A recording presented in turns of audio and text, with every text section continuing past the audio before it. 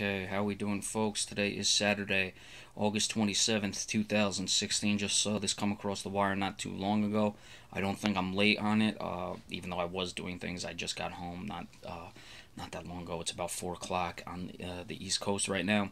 Saw that Tony Romo is May. Actually, it's not expected. Not going to put anything other than May, or potentially, I guess, miss 6 to 10 weeks with a compound fracture in his back, or not a compound fracture, a compression fracture.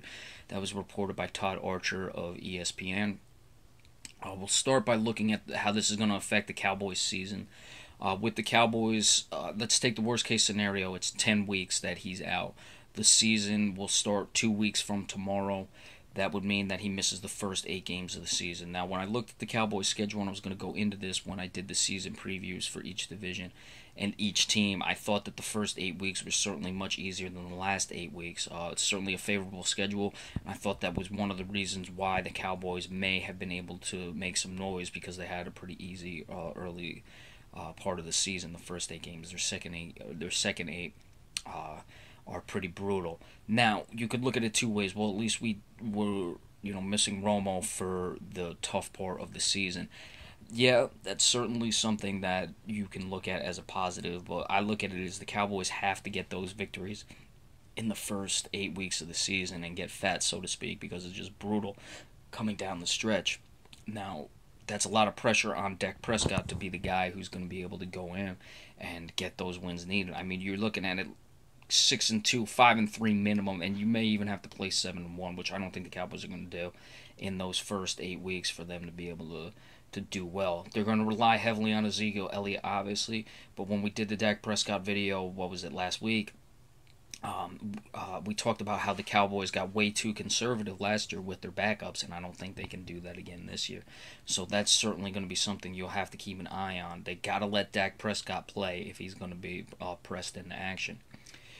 As far as Tony Romo, the injuries are really starting to pile up.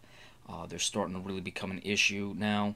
The collarbone, that is something that happens. I'm not the biggest critic, for lack of a better term, with the collarbone injury. I mean, you look, the first one was 2010, the last one was 2015. That's something that happens.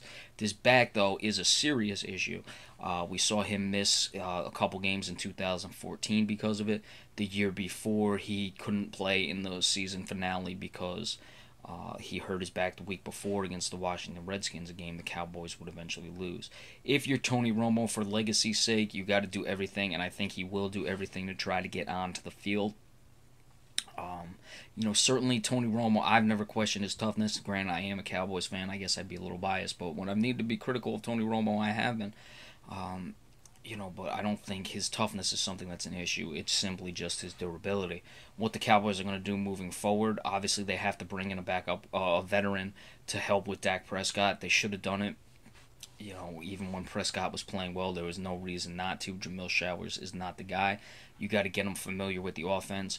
Because remember, and we talked about it when we did the last Dak Prescott video, when they brought Matt Castle in because Brandon Weeden was struggling, he didn't know the offense. So say, Dak Prescott is struggling and you need a guy to be able to go in there. You've got to come with at least someone who knows the offense, and you get a guy in now, especially, Mike Vick or anything, and Vick is a guy who can improvise, for lack of a better term, and doesn't need to necessarily know all the intricacies of an offense.